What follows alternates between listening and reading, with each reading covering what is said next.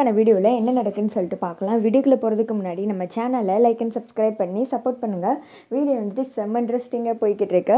First சீனில் வந்துட்டு நீயும் அடி ஹனிமூன் வந்திருக்க, இதை எதிர்பார்க்கவே இல்லை. காலேஜுக்கு அப்புறம் நான் இப்போ தான் உன்னை மீட் பண்ணுறேன், அதுவும் நீங்கள் கப்பல்ஸாக ஹனிமூன் வந்திருக்கீங்க, நானும் வந்திருக்கேன். இங்கே பாரு, நம்ம இந்த இடத்த ஃபுல்லாக நல்லா வந்துட்டு சுற்றி பார்த்து என்ஜாய் பண்ண போகிறோம். நம்ம காலேஜில் எந்த மாதிரிலாம் என்ஜாய் பண்ணமோ அதே மாதிரி. அது மட்டும் இல்லாமல் நீ என்கிட்ட என்னென்ன சொல்லியிருக்க ஞாபகம் இருக்கா? நானும் பார்க்கத்தானே போகிறேன் ஹஸ்பண்டை எந்த மாதிரி கேர் பண்ணிக்க போகிறேன்னு அப்படின்னு சொல்ல வேமா கார்த்தியவே குறுகுறுன்னு ரேவதி பார்க்குறாங்க. ஐயோ இவ பாட்டுக்கு என்னத்தையும் உளறி வச்சிடாம அப்படின்னு சொல்லிட்டு சரி ஃப்ரெஷ்ஷப் ஆகிட்டு அதுக்கடுத்து நம்ம கிளம்பலாம் அப்படின்னு சொல்லிட்டு அங்கே வந்துட்டு கிளம்புறாங்க. அதுக்கடுத்து ரேவதியும் கார்த்தி ஒன்றா நிப்பாட்டி வச்சு ஃபோட்டோலாம் எடுக்கிறாங்க. ரேவதிக்கு அதை பார்க்கும்போது எரிச்சலாக இருக்குது. போது அப்படின்னு சொல்ல என்னடி கையப்பற்றி தொல்லை சைடு அப்படின்னு சொல்லிட்டு பயங்கரமாக இவங்களாம் என்ஜாய் பண்ணிட்டு இருக்காங்க.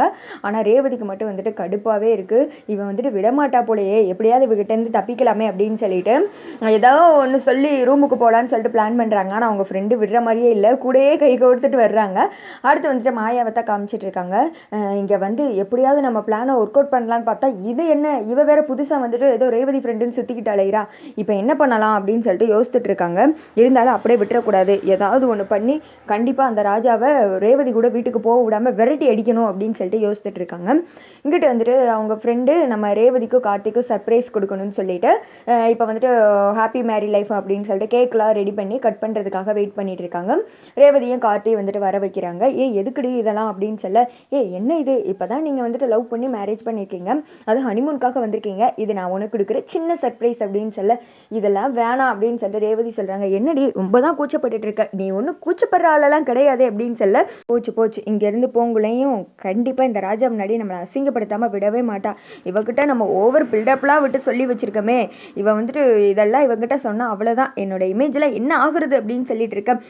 ரொம்ப வந்துட்டு சைலண்ட்டாக இருக்காதடி, பேசாமல் போய் கேக் கட் பண்ணு அப்படின்னு சொல்ல வேமா 2 பேர் வந்துட்டு ஒன்றா நிற்கிறாங்க. ஒருத்தங்க பார்த்துக்கிறாங்க.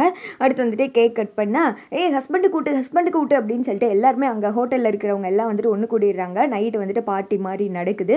வேமா கார்த்தி வந்துட்டு ரேவதிக்கு ஊட்டி விட, ரேவதி வந்துட்டு கார்த்திக்கு ஊட்டி விட, மாற்றி ஒரே வந்துட்டு ஊட்டலாக இருக்குது.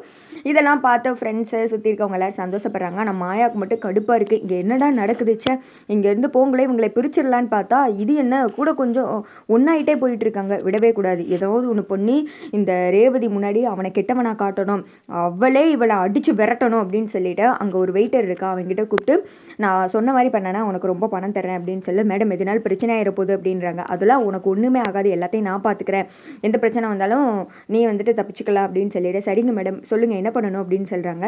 இந்த கூல்ட்ரிங்க்ஸை கொண்டு போய் அந்த நிற்கிது பாரு அந்த பொண்ணு அதுக்கிட்ட கொடுத்துரு அப்படின்னு சொல்லிட்டு ரேவதியை கை காமிச்சு சொல்கிறாங்க. அந்த கூல்ட்ரிங்க்ஸில் மாயா வேற ஏதோ ஒன்றத்தை கலக்குறாங்க.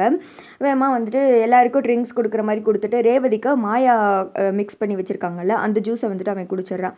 ரேவதி வந்துட்டு குடிச்சிடுறாங்க. குடிச்சதுமே ஒரு மாதிரி ஆகுது, தலையெல்லாம் சுற்றுது ரேவதிக்கு, ஒரு மாதிரி மயக்க வர்ற மாதிரி ஆயிடுறாங்க. ஃப்ரெண்ட்ஸ் எல்லாம் வந்துட்டு ஒவ்வொருத்தங்களாம் கிளம்ப ஆரம்பிக்கிறாங்க. சரிங்க நம்ம காலையில் மீட் பண்ணலாம் அப்படின்னு சொல்லிட்டு ரேவதியோட ஃப்ரெண்ட்ஸும் அவங்க ஹஸ்பண்டுமே வந்துட்டு ரூமுக்கு கிளம்பிடுறாங்க. கார்த்தி வந்துட்டு ரேவதி போகலாம் அப்படின்னு சொல்ல அப்படின்னு சொல்லிட்டு டங்குன்னு மயங்கிடுறாங்க ரேவதி. இது என்னடா அப்படின்னு சொல்லிட்டு கார்த்தியே ஷாக் ஆகிடுறாங்க. ரேவதி எந்திரி, என்னாச்சு உனக்கு, எந்திரி அப்படின்னு சொல்லிட்டு சொல்ல ரேவதி வந்துட்டு எந்திக்கிற மாதிரி தெரியல. வேமா கார்த்தி வந்துட்டு ரூமுக்கு கூப்பிட்டு போகிறாங்க. அடுத்த நாள் காலையில் கண்ணை முடிச்சு பார்த்தா ரேவதி வந்துட்டு சாரி தான் கட்டியிருப்பாங்க. பார்த்தா அதுக்கடுத்து சுடிதார் மாற்றிருக்காங்க. என்ன இது நம்ம சாலை தானே கட்டியிருந்தோம், இப்போ சுடிதார் போட்டிருக்கோமே, எனக்கு நைட் என்ன நினைச்சுன்னு வேற ஞாபகம் இல்லையே, கடைசி அந்த பார்ட்டியில் இருந்தோம், அதுக்கடுத்து என்ன ஆச்சு அப்படின்னு சொல்லிட்டு யோசித்து பார்க்குறாங்க. யார் நமக்கு ட்ரெஸ் மாற்றி விட்டுருப்பா அப்படின்னு சொல்லிட்டு அப்படியே சைடில் திரும்பி பார்த்தா நம்ம கார்த்தி வந்துட்டு சோஃபாவில் தூங்கிட்டு இருக்காங்க. அதை பார்த்தது ரேவதிக்கு டென்ஷன் ஆகிடுது. இவன் தான் நமக்கு ட்ரெஸ் மாற்றி விட்டதா அப்படின்னு சொல்லிட்டு கோவத்தில் கார்த்தி இப்போ வேகமாக எழுப்புறாங்க. அதோட பார்த்தீங்கன்னா வீடியோ வந்துட்டு முடிஞ்சிருது.